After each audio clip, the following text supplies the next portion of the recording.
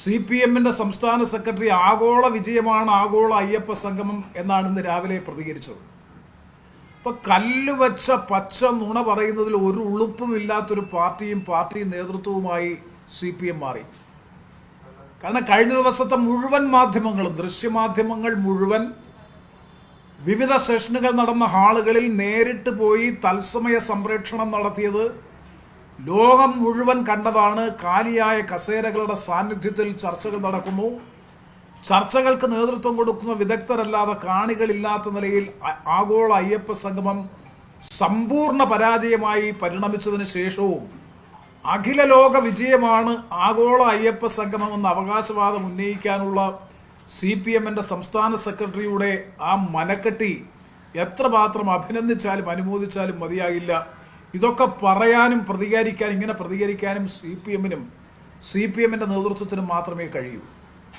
വളരെ പ്രധാനപ്പെട്ട പ്രശ്നം ഞാൻ ഉന്നയിക്കാൻ ആഗ്രഹിക്കുന്നത്, ആഗോള അയ്യപ്പ സംഗമം വിളിച്ചു ചേർത്തതിന്റെ പ്രധാനപ്പെട്ട ഉദ്ദേശം ഗവൺമെന്റിന്റെ ഭാഗമായി, തിരുവിതാംകൂർ ദേവസ്വം ബോർഡിന്റെ ഭാഗമായി അവർ ജനങ്ങളുടെ മുമ്പാകെ പറഞ്ഞത് ശബരിമലയുടെ സമഗ്രമായ വികസനവുമായി ബന്ധപ്പെട്ട മൂലധന നിക്ഷേപ സമാഹരണം ഉൾപ്പെടെയുള്ള കാര്യങ്ങൾക്ക് വേണ്ടിയിട്ടാണ് സമ്പന്നരായിട്ടുള്ള വിദേശ മലയാളികളെ അടക്കം ആഗോള ലോക കേരള സഭ വിളിച്ചു ചേർക്കുന്നത് പോലെ ആഗോള അയ്യപ്പ സംഗമം വിളിച്ചു ചേർത്തത്. ഇതിന് എത്ര കോടി രൂപ ചെലവഴിച്ചു എന്നതിനെ സംബന്ധിച്ച് കൃത്യമായി ഗവൺമെന്റ് ജനങ്ങളോട് പറയണം.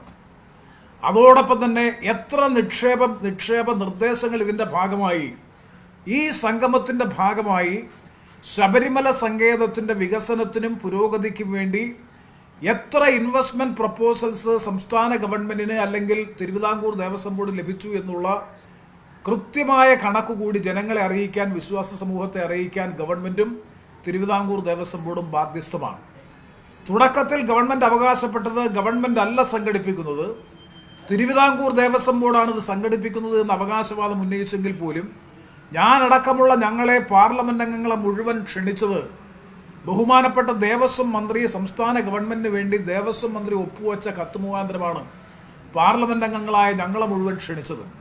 അപ്പോൾ പൂർണ്ണമായും ഗവൺമെന്റ് പരിപാടിയായിരുന്നു. തിരുവിതാംകൂർ ദേവസ്വം ബോർഡിനെ മുമ്പിൽ നിർത്തിക്കൊണ്ട് തിരുവിതാംകൂർ ദേവസ്വം ബോർഡ് ചെയർമാനെ ഫുഡ് കമ്മിറ്റി ചെയർമാനായി നിയോഗിച്ചുകൊണ്ട് സംസ്ഥാന ഗവൺമെന്റ് നടപ്പാക്കിയ ഒരു പരിപാടി ഒരു സതുദ്ദേശവും വിശ്വാസ സമൂഹത്തോട് ഒരു പ്രതിബദ്ധതയും ഇല്ലാതെ വരാനിരിക്കുന്ന തെരഞ്ഞെടുപ്പിൽ ഭൂരിപക്ഷ ഹിന്ദുത്വ വോട്ട് ബാങ്കിനെ സ്വാധീനിക്കാൻ വേണ്ടി നടത്തിയ വിഫലമായ പരിശ്രമമായിരുന്നു മുഖ്യമന്ത്രി പിണറായി വിജയന്റെ നേതൃത്വത്തിൽ കഴിഞ്ഞ ദിവസം നടന്നത് എന്ന കാര്യത്തിൽ സംശയം വേണ്ട.